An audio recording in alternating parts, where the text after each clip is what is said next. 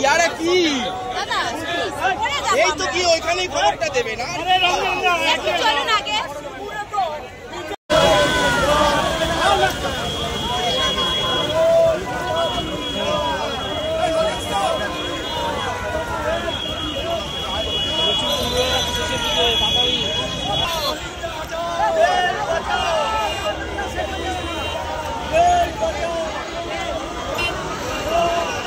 Mobile ডুবে যাচ্ছে।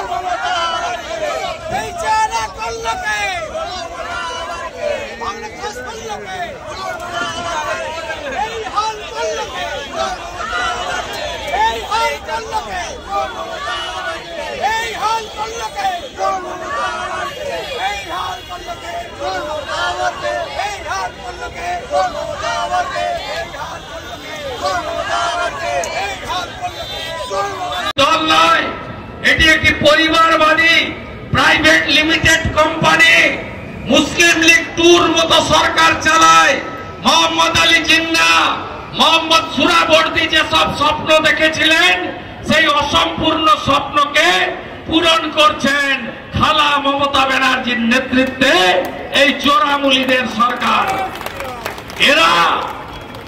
এরা আজকে বলে যে বর্ডার দিয়ে যদি অনুপ্রবেশকারী ঢোকে দায়িত্বটা ভারত সরকারের।